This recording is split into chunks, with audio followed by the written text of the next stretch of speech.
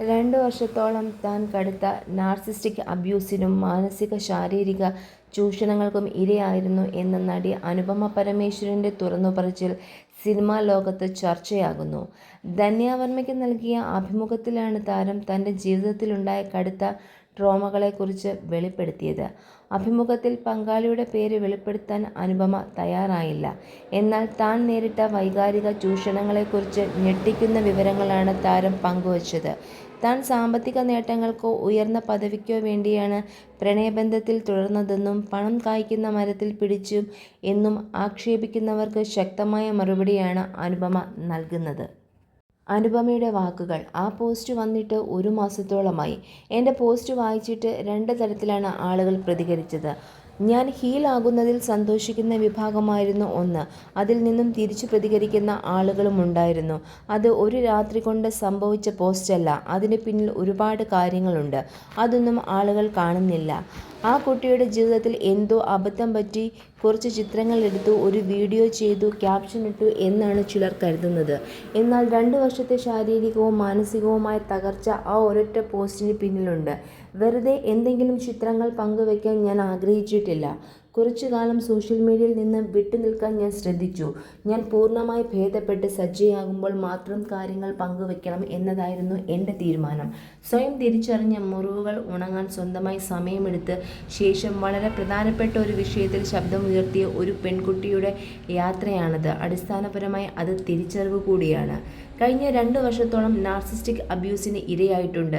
അങ്ങനെ പറയുമ്പോൾ തന്നെ അതിലൂടെ കടന്നു പോകുന്ന പല ഘട്ടത്തിലുള്ള ആളുകളെ എനിക്ക് സങ്കല്പിക്കാനാവും. ആദ്യ വിഭാഗം ഞാൻ ഉൾപ്പെടുന്ന ആളുകളാണ്. നാർസിസ്റ്റിക് അബ്യൂസിനെ പറ്റി മഡോണ സംസാരിക്കുന്ന ഒരു വീഡിയോ ഞാൻ കണ്ടിരുന്നു. അത് കണ്ടിട്ട് ഞാൻ വിറയ്ക്കുകയായിരുന്നു. ആദ്യത്തെ വിഭാഗം എന്നെപ്പോലുള്ളവരാണ്. നാർസിസ്റ്റിക് അബ്യൂസിലൂടെ കടന്നു പോകുന്നവർ, ട്രോമ ബോണ്ടിങ്ങിൽപ്പെട്ടവർ. അവർക്ക് ചുറ്റുമുള്ള ഒരു കുടുംബത്തിനും ആളുകൾക്കും മാത്രം അറിയാം ആ വ്യക്തി ഇതിൽ കിടക്കുകയാണെന്ന്. രണ്ടാമത്തെ വിഭാഗം ആളുകൾക്ക് നാർസിസിക് അബ്യൂസ് എന്താണെന്ന് അറിയാത്തവരായിരിക്കും. അങ്ങനെ ഒരാളായിരുന്നു 2 വർഷം മുമ്പുള്ള ഞാൻ. മൂന്നാമത്തെ വിഭാഗത്തോട് എനിക്ക് പ്രധാനമായും സംസാരിക്കാനുള്ളത് അവരുടെ നാർസിസ്റ്റിക് റിലേഷൻഷിപ്പിലായിരിക്കാം. പക്ഷെ അത് തിരിച്ചറിയുന്നുണ്ടാവില്ല. അവർ ഒന്നെങ്കിൽ ബ്രേക്കപ്പ് ആവും, ചിലപ്പോൾ സ്വയം തകർന്നു പോവും, അല്ലെങ്കിൽ ആത്മഹത്യ ചെയ്യും. അന്ന് ആ മഞ്ഞ ഉടുപ്പുള്ള എൻ്റെ ചിത്രത്തിന് പകരം മറ്റൊരു ചിത്രം വെച്ച് റെസ്റ്റ് ഇൻ പീസ് അനുപമ, അവൾ ആത്മഹത്യ ചെയ്തു എന്നായിരുന്നെങ്കിൽ എനിക്ക് ഒരുപാട് സ്നേഹം ലഭിച്ചേനെ. അതിനെക്കുറിച്ച് ഒരുപാട് ചർച്ചകൾ നടന്നേനെ, ബോയ്ക്കോട്ട് ആഹ്വാനം നടന്നേനെ. പക്ഷേ ആ സമയം ഞാൻ ഹീൽ ചെയ്യാൻ ആഗ്രഹിച്ചു. അതുകൊണ്ടാണ് അങ്ങനെ ഒരു പോസ്റ്റ് ഞാൻ ഇട്ടത്. ആ പോസ്റ്റിലുണ്ടായ പ്രതികരണങ്ങളാണ് ഇങ്ങനെയൊരു വിഷയത്തിൽ തുറന്ന് സംസാരിക്കേണ്ടതിൻ്റെ പ്രാധാന്യം എനിക്ക് മനസ്സിലാക്കി തന്നത്. ഇത് ശ്രദ്ധ പിടിച്ചു പറ്റാനുള്ള ശ്രമമാണ് എന്ന് ചിലർ പറഞ്ഞു. അത് എന്നെ ചിന്തിപ്പിച്ചു. നിങ്ങൾക്ക് ചുറ്റും എന്തോ തെറ്റ് സംഭവിക്കുന്നുണ്ട്, എന്നാൽ അത് മനസ്സിലാക്കാൻ നിങ്ങൾക്ക് സാധിക്കുന്നില്ല. ഒടുവിൽ പ്രപഞ്ചം നിങ്ങളെ നിർബന്ധപൂർവ്വം യാഥാർത്ഥ്യം കാണിപ്പിച്ചു തരുന്ന ഒരു മോശം സാഹചര്യം ഉണ്ടാക്കും. ആ നിമിഷത്തിൽ നിങ്ങളുടെ ചിന്താഗതി മാറി മറിയും. എന്താണ് തനിക്ക് സംഭവിച്ചതെന്ന് അറിയാൻ നിങ്ങൾ ആഗ്രഹിക്കും. ആ മാറ്റത്തിൻ്റെ നിമിഷം വളരെ വേഗത്തിൽ എൻ്റെ ജീവിതത്തിൽ വന്നു. അതിൽ എനിക്ക് സന്തോഷമുണ്ട്. വീട്ടുകാർ, പ്രിയപ്പെട്ട സുഹൃത്തുക്കൾ, എൻ്റെ കൂടെയുള്ള സ്റ്റാഫുകൾ എന്നിവർക്കെല്ലാം തുടക്കം മുതലേ ഈ ബന്ധം ശരിയല്ലെന്ന് അറിയാമായിരുന്നു. കാരണം എൻ്റെ സ്വഭാവത്തിൽ ഉണ്ടാകുന്ന മാറ്റങ്ങൾ അവർ കാണുന്നുണ്ടായിരുന്നു. ഞാൻ ചുരുങ്ങിപ്പോകുന്നത് അവർ കണ്ടു. ഒരു ആരോഗ്യകരമായ ബന്ധത്തിൽ നിങ്ങൾ വളരുകയും സന്തോഷിക്കുകയും ചെയ്യും. എന്നാൽ നാർസിസ്റ്റിക് അബ്യൂസ് വളരെ നിശബ്ദമാണ്.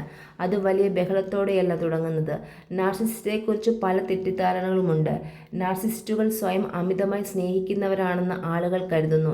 എന്നാൽ യഥാർത്ഥത്തിൽ അവർ സ്വയം വെറുക്കുന്നവരാണ്. നിങ്ങൾ കാണുന്ന ഏറ്റവും വലിയ അപകർഷതാബോധമുള്ളവരും അഭിമാനം ഇല്ലാത്തവരുമാണ് അവർ. ഒരു ശൂന്യമായ പാത്രം പോലെയാണവർ. അതുകൊണ്ട് തന്നെ അവർക്ക് മറ്റുള്ളവരുടെ മേൽ നിയന്ത്രണം വേണം. തങ്ങളെക്കുറിച്ച് എപ്പോഴും പ്രശംസകളും അംഗീകാരങ്ങളും ആവശ്യമാണ്. അവർ ശ്രദ്ധ ആകർഷിക്കാൻ ആഗ്രഹിക്കുന്നവരാണ്. അതിജീവനത്തിന് അവർക്ക് പ്രശംസകൾ അത്യാവശ്യമാണ്. നമ്മൾ ഏത് വസ്ത്രം ധരിക്കണം എന്നതിന് അവൻ്റെ അനുവാദം വാങ്ങേണ്ട അവസ്ഥ വരുന്നു. ഇൻസ്റ്റഗ്രാമിൽ ചിത്രം ഇടുമ്പോൾ ആ ചിത്രം അനുയോജ്യമാണെന്ന് തോന്നുന്നില്ല, അത് ഒഴിവാക്കൂ എന്ന് പറയുമ്പോൾ നമ്മൾ അത് ഡിലീറ്റ് ചെയ്യുന്നു. മറ്റുള്ളവരുടെ കമൻറ്റുകൾക്ക് മറുപടി നൽകുമ്പോൾ അവരോട് കൂടുതൽ സ്നേഹം കാണിക്കുന്നു എന്ന് കുറ്റപ്പെടുത്തുന്നു. പിന്നീട് അവന് ചിത്രങ്ങൾ അയച്ചു നൽകിയതിന് ശേഷം ചിത്രം പോസ്റ്റ് ചെയ്യാൻ അനുവാദം ലഭിക്കുന്നു. സുഹൃത്ത് ബന്ധങ്ങൾ ഒഴിവാക്കാൻ ചെറിയ ശിക്ഷകൾ തരുന്നു. വഴക്കുകൾ ഒഴിവാക്കാൻ നമ്മൾ ഓരോ കാര്യങ്ങളും ഒഴിവാക്കാൻ തുടങ്ങുന്നു. അപ്പോഴേക്കും അപ്പോഴേക്കും അവർ നിങ്ങളെ കുടുംബത്തിന് പരിചയപ്പെടുത്തും. 3 മാസം കൊണ്ട് വിവാഹ നിശ്ചയത്തെക്കുറിച്ച് സംസാരിച്ചു തുടങ്ങും. ഇതിന് പിന്നിൽ സ്നേഹമല്ല, നമ്മളെ അഭിനയം നിർത്തിച്ച് പൂർണ്ണമായി കസ്റ്റഡിയിലാക്കാനുള്ള ധൃതിയാണെന്ന് എനിക്ക് മനസ്സിലായി. അതുകൊണ്ട് തന്നെ വിവാഹ നിശ്ചയം നടക്കാതിരിക്കാൻ പല കാരണങ്ങൾ പറഞ്ഞ് ഞാനത് നീട്ടിവെച്ചു. ഇത് വളരെ വേഗത്തിലാണ് നടക്കുന്നത്. എന്തോ കുഴപ്പമുണ്ടെന്ന് മനസ്സ് പറയും. ആ സമയത്ത് നിങ്ങൾ വളരെ ഭയന്നാണ് ജീവിക്കുന്നത്. പങ്കാളിയുടെ അടുത്ത് സമാധാനം തോന്നുന്നതിന് പകരം ഞാനിത് പറഞ്ഞാൽ അവൻ്റെ പ്രതികരണം എന്നായിരിക്കും എന്നോർത്ത് ഭയപ്പെടും. ഒരു ദിവസം അവനെപ്പോലെ ഒരാളെ കിട്ടിയതിൽ ഞാൻ എത്ര ഭാഗ്യവതിയാണെന്ന് തോന്നും. എന്നാൽ അടുത്ത ദിവസം മറ്റൊരാൾ നിങ്ങളെ കുത്തിക്കൊല്ലുന്നത് കണ്ടാൽ പോലും അവൻ തിരിഞ്ഞു നോക്കില്ല. തൊട്ടടുത്ത ദിവസം കരഞ്ഞ് കാലു പിടിച്ച് മാപ്പ് പറയും. ഈ സർക്കിൾ തുടർന്നുകൊണ്ടേയിരിക്കും. തുടക്കത്തിൽ സ്നേഹമാണെങ്കിലും പിന്നീട് അത് ഒരു അടിമത്വവും മാനസികമായ ആശ്രിതത്വവുമായി മാറുകയാണ്. മുമ്പ് അഭിമുഖത്തിന് വന്നപ്പോൾ എനിക്ക് പാനിക് അറ്റാക്ക് ഉണ്ടായിരുന്നു. ആ ബന്ധത്തിൽ നിങ്ങൾ തെറ്റ് ചെയ്തതിനല്ല ശിക്ഷിക്കപ്പെടുന്നത്, മറിച്ച് മറ്റൊരാളുടെ അപകർഷബോധവും ഭയവും കാരണമാണ്. എന്നെ പണത്തിനോട് ആർത്തിയുള്ളവൾ എന്നൊക്കെ വിളിച്ച ആളുകളോട് പറയാൻ ഒരു കാര്യമുണ്ട്. ഞാൻ ആ വിവാഹ നിശ്ചയ പ്രപ്പോസൽ തടഞ്ഞില്ലായിരുന്നുവെങ്കിൽ ഞാൻ ആ വ്യക്തിയെ വിവാഹം കഴിക്കുകയും ഒടുവിൽ അത് വിവാഹമോചനത്തിൽ കലാശിക്കുകയും ചെയ്യുമായിരുന്നു. ഞാൻ തന്നെയാണ് ആ വിവാഹ നിശ്ചയം നിരന്തരം തടഞ്ഞത്. അതാർക്കും നിഷേധിക്കാൻ കഴിയില്ല. കാരണം എന്നോട് ആ വ്യക്തി കാണിക്കുന്നത് സ്നേഹമല്ലെന്ന് എനിക്ക് അറിയാമായിരുന്നു. ഞാൻ അഭിനയം നിർത്താൻ വേണ്ടിയുള്ള അവരുടെ തിടുക്കം മാത്രമായിരുന്നു അത്. അവർ ചോദിക്കുമ്പോഴെല്ലാം ഞാൻ പറയുമായിരുന്നു, എനിക്ക് ഇപ്പോൾ വിവാഹ നിശ്ചയം വേണ്ട. അദ്ദേഹം വളരെ ചെറുപ്പമാണ്. ഞങ്ങൾക്ക് കുറച്ചുകൂടി സമയം വേണം. ഇത് ശരിയായ സമയമാണെന്ന് തോന്നുന്നില്ല. എനിക്ക് തിരക്കില്ല. ഞാൻ ഓക്കെയാണ്. സമയമുണ്ട് എന്നൊക്കെ ഞാൻ പറയുമായിരുന്നു. കുട്ടികളുടെ കാര്യമാണെങ്കിൽ എഗ്ഗ് ഫ്രീസിങ് ഒക്കെ ചെയ്യാമെന്ന് വരെ ഞാൻ പറഞ്ഞിട്ടുണ്ട്. ഇങ്ങനെ പല കാര്യങ്ങൾ പറഞ്ഞ് ഈ നിശ്ചയം ഞാൻ ഇത് പലതവണ നീട്ടിവെച്ചതാണ്. സ്നേഹം കൊണ്ടല്ല ഒരാളെ പൂർണ്ണമായി നിയന്ത്രണത്തിലാക്കാനുള്ള തിടുക്കമാണെന്ന് എനിക്ക് മനസ്സിലായി.